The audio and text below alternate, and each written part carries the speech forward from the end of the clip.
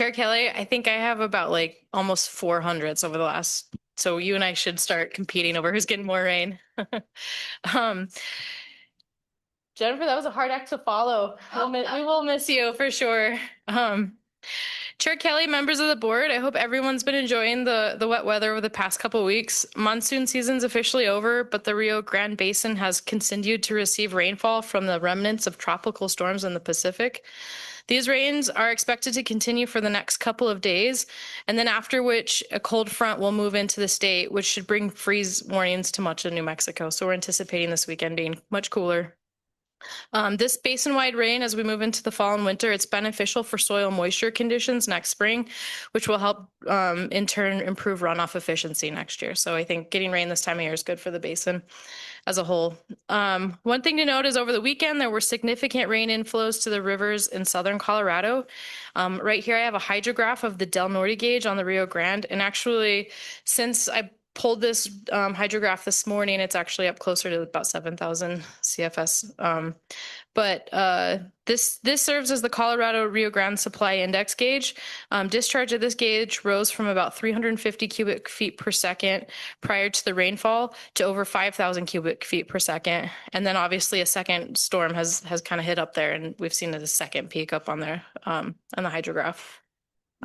With these increases in river flow, the diversions in Colorado have also gone up. I have a hydrograph of the Rio Grande Canal downstream of the Del Norte gauge. So they went up to about 1,800 cubic feet per second diversion in that canal. It's a very large canal. I think it's about 2,000 CFS capacity. And they've come down on their diversion as that pulse moved through, but you can see they've gone back up this morning. Looking downstream to the Rio Grande at the Alamosa gauge, the magnitude of the rain pulse has been diminished. This gauge peaked at about 612 on this first pulse. I think we'll see the second pulse move through. I think this is due to that increased diversion on the Rio Grande Canal, but also some attenuation of the flows in the system. And then as we move further down to the Lobatos gauge, which is the Colorado Delivery Index gauge, this morning it was about 216 cubic feet per second. When I checked before we came here, it was about 300 cubic feet per second. So there's been quite a bit of attenuation, and their diversions are up in the Colorado as well. But I think regardless, we will see some additional rain inflow into the Middle Valley by the end of the week. So this is a hydrograph from the La Puente gauge, which shows discharge in the Rio Chama upstream of the reservoirs. Today, discharge is about 500 cubic feet per second, which was up from about 30 CFS last week, and that's also due to rain inflow.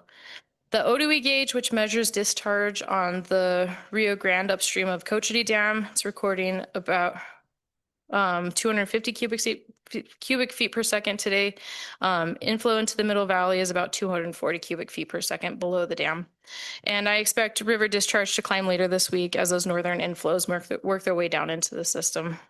After irrigation season ends, the state will be coordinating with the Bureau of Reclamation and the Corps of Engineers to remove that remaining prior and paramount water that's stored up in El Vado and Abiquiu.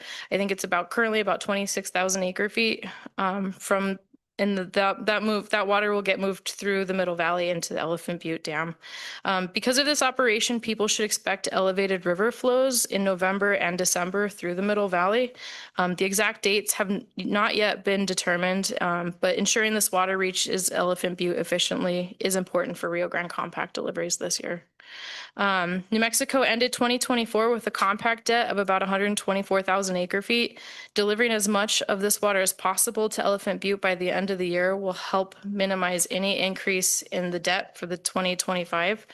So far this year, New Mexico has under-delivered onto the compact, which is not unusual for this time of year. The state does generally make up ground on its deliveries at the end of the year after irrigation season, and they move some of that excess water that's been stored, that PMP water that's stored upstream. And then looking ahead to this winter, La Nina conditions are present and are expected to persist through December 2025 to February 2026, with a 55% chance of transitioning to a end zone neutral conditions in January, somewhere between January and March. La Nina typically brings above average temperatures and below average precipitation to the American Southwest, although not always. And the National Weather Service's seasonal outlook, which is on the next slide, it kind of reflects that they're anticipating we're more likely to experience above average temperatures and below average precipitation in that December, January, and February timeframe.